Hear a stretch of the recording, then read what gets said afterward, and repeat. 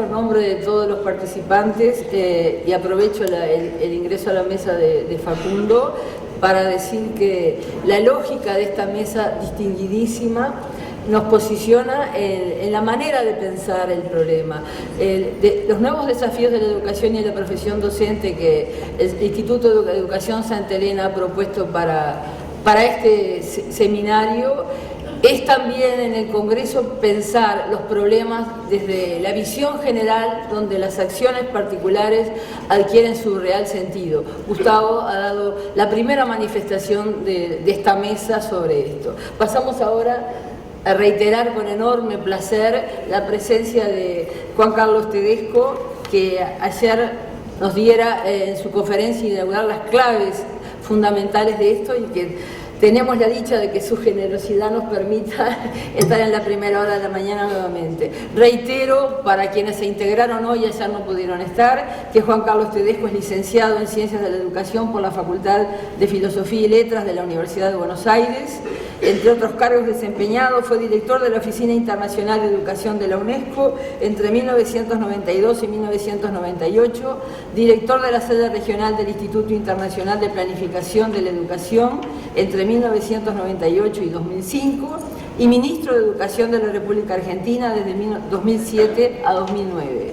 Autor de numerosos artículos y libros sobre las relaciones entre educación y sociedad, actualmente se desempeña como profesor de la Universidad Nacional de San Martín y como director del programa para la mejora de la enseñanza en esta Universidad Argentina. Me permito agregar de manera informal a este currículo, precisamente porque compartimos la mesa con compañeros de trayectoria y con los presentes, que en las últimas décadas, además de quienes a través de la UNESCO hemos leído todo lo que esta organización ha aportado a la educación, no podríamos entendernos ni reconocer nuestras propias prácticas sin pensar que en casi todas las instancias, cuando podemos, hemos contado con Juan Carlos en tantos lugares y en tantas visiones y que seguimos estando juntos en esta lucha. Muchas gracias.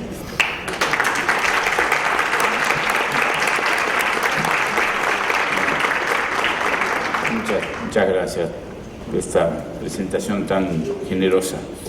Bueno, a ver, ustedes ya ayer tuvieron la oportunidad de escuchar un poco los planteos generales y ahora, después de esta magnífica exposición de Gustavo sobre la realidad uruguaya, creo que vamos como entrando ya en la necesidad de ir precisando conceptos y analizando situaciones ya con un poco más de sintonía fina, como se dice, ¿no? Yo quisiera comenzar con una aclaración conceptual. Cuando se habla del título de esta mesa, ¿no?, es esta idea del nuevo contexto, de las nuevas exigencias que plantea el nuevo contexto. A mí me parece que conceptualmente es muy importante distinguir nuevas demandas de nuevas necesidades. La diferencia entre demanda y necesidad no es banal. En los últimos años se ha instalado, y con justos motivos, ¿no?, esta idea de que es necesario que la educación responda a nuevas demandas. Hay nuevas demandas del lado del desarrollo productivo, nuevas demandas desde el punto de vista del desempeño ciudadano, nuevas demandas culturales, y esto es absolutamente legítimo. Pero la educación tiene que también satisfacer necesidades, y hay muchas necesidades que no se expresan como demandas. Hay muchos sectores, particularmente los sectores más desfavorecidos, los sectores excluidos, que tienen necesidades, pero no tienen la capacidad de transformar esa necesidad en una demanda y de expresarla como demanda. Y el riesgo que existe de tener una oferta educativa o de cualquier otro ámbito que solo satisfaga demandas, el riesgo es que uno deja al otro en el lugar que su capacidad de demanda le permite tener. Porque la capacidad de demanda también está desigualmente distribuida. Entonces, esto me parece importante para completar este esquema, en el sentido de que una política educativa tiene que estar muy atenta a las demandas, sin ninguna duda, pero en muchos casos tiene que satisfacer necesidades aunque nadie se lo pida.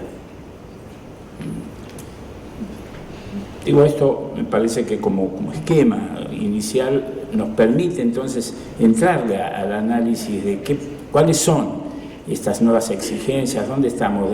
Y quizás aquí el primer punto fundamental, y lo vimos un poco ayer, es esta idea de que estamos ante demandas de un mundo muy cambiante. Desde el punto de vista de la organización del trabajo, los modelos de organización del trabajo están cambiando. Si uno dijera, bueno, ¿cuáles van a ser los puestos de trabajo dentro de 10, 15 años para los cuales estamos preparando hoy a nuestros niños y adolescentes? Y nadie sabe. Y además esos puestos van a ir cambiando. La transformación en el mundo del trabajo es muy fuerte. Lo mismo pasa con el conocimiento, y de ayer se habló de esto bastante, ¿no? Esta idea de que entonces estamos en un contexto en el cual vamos a tener que educarnos a lo largo de toda la vida y estamos preparados para movernos en un sistema con un dinamismo muy alto. Como dicen algunos sociólogos, ahora hay que moverse mucho para quedarse en el mismo lugar. Para poder quedarse y permanecer en el lugar que uno está en la sociedad, en el mercado de trabajo, hay que estar permanentemente aprendiendo, estudiando, escuchando, moviéndose.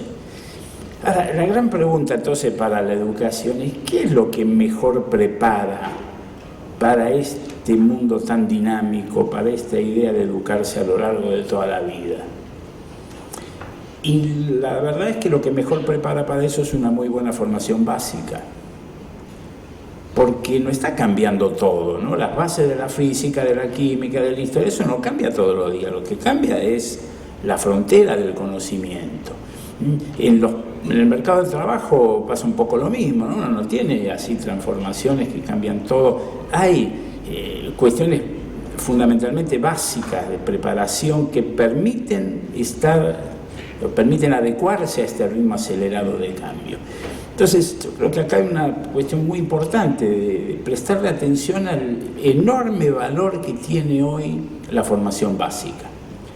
Y esto implica dentro de la cultura de nuestros sistemas educativos un giro de 180 grados, porque nuestros sistemas educativos funcionan con la idea de que cuanto menos básico, más prestigioso. Es mucho más prestigioso el postdoctorado ahora, ya ni siquiera el doctorado. Y lo menos prestigioso de todo es estar en los primeros años de cada uno de los ciclos, que es donde justamente, como mostraba Gustavo, se producen los mayores problemas. Los mayores índices de repetición y de fracaso los tenemos en los primeros grados de escuela primaria, en los primeros años secundarios y también en los primeros años de universidad. Ahí donde deberían estar los mejores profesores, donde deberíamos tener mayor, preocupación por cómo se forman nuestros jóvenes o nuestros niños y nuestros adolescentes. Esta idea de poner en el centro de la propuesta educativa, ¿no? Esta idea de que lo básico hoy es fundamental y deberíamos rodear esos años de la formación básica de condiciones que hagan de esos lugares prestigiosos, lugares atractivos, y no como funciona ahora, que son más bien los puestos de entrada al mercado, que son donde nadie quiere estar. Yendo al caso del mercado de trabajo docente, esa es una realidad. No sé si es el caso del Uruguay. En muchos países los puestos de entrada al desempeño docente suelen ser los primeros grados de escuela primaria, y donde es más difícil trabajar, ahí ponemos a los menos experimentados. Este punto yo creo que es fundamental. En esta misma línea también está hoy en día una conciencia muy fuerte acerca de la enorme importancia que tienen los primeros años de vida en la formación del núcleo cognitivo, ético, básico de una persona. O sea, el valor que tiene la educación inicial es crucial. Cuando se analizan los datos de las evaluaciones internacionales y aparecen los países nórdicos como los primeros, tanto en calidad como en equidad, o sea, esta idea de lograr una muy buena educación para todos. La explicación de ese fenómeno cuando se compara a Finlandia, no con nosotros, sino con Francia, con Inglaterra, con Alemania, y una de las explicaciones de por qué ellos logran tener esos resultados tan buenos y tan homogéneos es precisamente por lo que hacen antes de que entren a la escuela. Los primeros años de vida en ese sentido son decisivos, y ahí es donde nosotros tenemos los mayores niveles de desigualdad. Segundo punto, yo creo que quisiera referirme también en estos cambios de contexto, los cambios culturales, a lo que está pasando. Ya vimos un poco lo que pasa con el mundo del trabajo, con el mundo de la ciudadanía, lo que está pasando con la familia. Este es otro ámbito de transformaciones muy, muy importantes que afectan directamente al trabajo de la educación. Y quizás el principal cambio que se está produciendo es que hoy hablar de la familia es una especie de absurdo, no existe la familia. Lo que ha habido en estos últimos años es un enorme proceso de diversificación de estructuras familiares. Hoy tenemos muchos tipos de familias monoparentales, familias de madres, la jefa de hogar, las figuras, especialmente la figura paterna en el seno de la familia es una figura cambiante. Antes los vínculos de filiación y los vínculos de conyugalidad eran relativamente indisociables. Hoy, particularmente el de conyugalidad, es un vínculo cambiante, y la figura paterna puede modificarse, ¿no?, a lo largo de la infancia de un niño y una niña varias veces, con lo cual estamos ante un proceso en el cual la socialización primaria, que tradicionalmente tenía lugar en la familia y asociada a la incorporación de valores, de lengua, etc., asociada a figuras afectivamente muy fuertes como son la madre o el padre, hoy todo eso se está como debilitando. La socialización primaria se realiza cada vez más en instituciones distintas a la familia. Y por lo tanto esto exige que nuestras instituciones educativas, tradicionalmente de socialización secundaria, se primaricen, lo cual no es poco decir. O sea que estamos entonces ante fenómenos, insisto, que obligan a que la escuela no mantenga esta idea tradicional de tener un pacto con una familia tipo que hoy ya no existe, que no es la única. Nosotros suponemos la existencia de una familia que ya existe o existe en mucho menor grado que en el pasado, y tenemos necesidad entonces de convivir en pactos con diferentes tipos de familias. Y esto es un dato no menor porque, insisto, la escuela actúa a veces con patrones que se suponen cierta homogeneidad que no existe, y tenemos entonces que prestarle mucha atención a este cambio en el contexto familiar, que obliga a que muchas veces la escuela tenga que asumir funciones que tradicionalmente eran de la familia.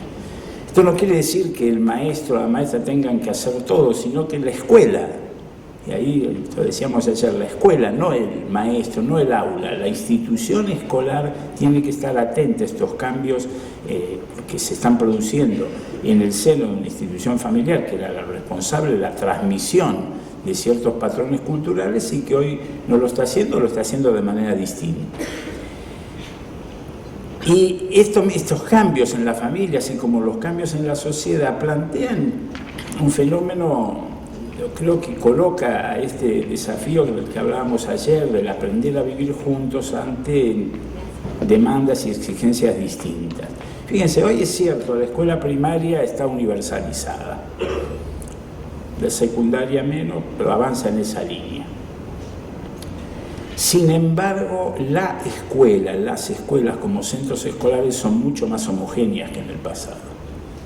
No sé cómo pasa acá en Montevideo. Cuando yo iba a la escuela primaria en Buenos Aires, en el barrio coexistíamos, hijos de obrero, el hijo del almacenero, el hijo del médico, del abogado, y la escuela pública permitía ese contacto con el diferente. Y la escuela era pública no porque la administraba el Estado, era pública porque ahí se encontraban todos los sectores. Hoy este fenómeno es mucho más difícil, porque la segmentación espacial de la población está provocando que las escuelas sean escuelas o de pobres o de clase media o de ricos. Y la privatización en algún sentido también, a pesar de que Uruguay en ese aspecto es un país que no ha tenido procesos tan intensos como otros, el caso de Argentina, por ejemplo, entonces hoy tenemos las escuelas. Si bien todos van a la escuela, las escuelas son muy homogéneas y en las escuelas uno se encuentra con sus iguales, no con el diferente. Entonces son todos pobres, todos clase media, todos ricos, todos judíos, todos católicos, todos musulmanes, pocos, pero...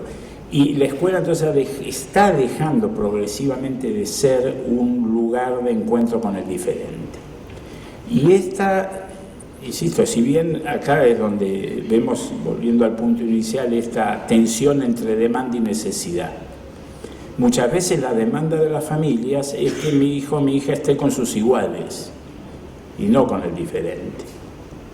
Y la idea de que tiene que estar con el diferente es una necesidad social, una necesidad si es que queremos construir una sociedad cohesionada, pero cohesionada donde se respete la diversidad.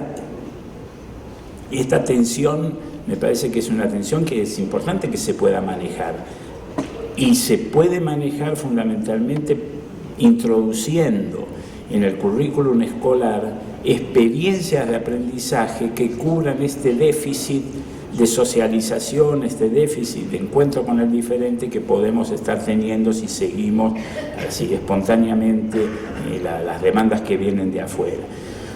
Y ahí la verdad que la contribución que pueden brindar a él al logro de este objetivo de dimensiones curriculares que no son puramente cognitivas, no es en la enseñanza de las matemáticas que vamos a hablar de esto, no solo, pero sí con el arte, el deporte, actividades de esa naturaleza que pueden permitir efectivamente el contacto con el diferente. Vamos a intentar por lo menos compensar este déficit y enfrentar esta necesidad que tenemos de promover el encuentro con el diferente, con el distinto. Permítame muy brevemente, ya que yo pude ayer ocupar mucho espacio, tocar dos puntos más antes de terminar. Uno, que se refiere al lugar que ocupa en esta discusión la enseñanza superior y particularmente la universidad. Nosotros cuando discutimos sobre estos temas legítimamente ponemos mucho el acento en la enseñanza primaria, en la secundaria, ¿no? en lo que es el ciclo obligatorio de la educación. Y es fundamental porque ahí es donde se dan las mayores inequidades, las mayores discriminaciones. Pero en una sociedad intensiva en información y en conocimientos como la que estamos viviendo, la responsabilidad que tienen las élites dirigentes es muy grande. Y cuando digo élites dirigentes no me estoy refiriendo solo a las élites políticas, sino a las élites científicas, a las élites empresariales, al conjunto de los sectores dirigentes de una sociedad. Y usando una expresión de Gilles Lipovetsky que me parece muy feliz, el gran desafío que este nuevo contexto plantea es la formación de una inteligencia responsable. En la medida en que se desregularizan, se desregulan las decisiones sociales, se transmiten mayor poder de decisión a los actores sociales. En la misma medida que sucede eso, entonces también se incrementan los niveles de responsabilidad que tienen aquellos que manejan información, que manejan conocimiento y que ocupan estos lugares. Por lo tanto, creo que en ese sentido tenemos también que pensar en cómo introducimos en la enseñanza superior estos contenidos curriculares que tienden a la formación de estos altos niveles de responsabilidad que son los que hoy exige el desempeño en la sociedad por parte de aquellos que efectivamente manejan mayor volumen de información y de conocimientos. Y tomando esto último que el diagnóstico de Gustavo nos presentaba, yo creo que es fundamental advertir esta idea de que la educación anticipa el futuro. Si hoy tenemos una educación tan desigual como la que están mostrando estos datos, ya estamos anticipando una sociedad con esas características. Si el sistema educativo ofrece una población segmentada culturalmente, bueno, eso está anticipando una sociedad segmentada. Esto no es inevitable, no hay un fatalismo en esto, pero para que sea evitable, creo y me animo a hacer una pequeña contribución en ese sentido al debate educativo uruguayo, que uno de los puntos fundamentales de la agenda educativa del Uruguay de estos años tiene que ser la educación de adultos. Tiene que ser este tema de qué se hace con las generaciones de jóvenes que no pudieron terminar su escolaridad, no pudieron aprovechar la oferta pedagógica en la edad correspondiente y que están hoy ahí, y que es necesario cubrir ese déficit. No es fatal. Felizmente las neurociencias hoy en día nos muestran que el cerebro es un órgano plástico que se puede activar en cualquier etapa de la vida. De manera que yo creo que ahí me parece que en la agenda educativa uruguaya este punto, y es urgente hacerlo porque si no lo hacemos efectivamente estos efectos se van a consolidar, creo que el tema de la educación de adultos debería ocupar un lugar importante, esto de la segunda oportunidad, que todos estos jóvenes que no han podido aprovechar la primera tengan una segunda oportunidad y a nivel masivo. No es esto ya un fenómeno para 5 o 10% de la población, sino que es un fenómeno, tiene que ser una oferta efectivamente masiva que permita cubrir ese déficit y que evite la consolidación de una estructura desigual, una estructura jerarquizada que anticipa una sociedad injusta. Gracias.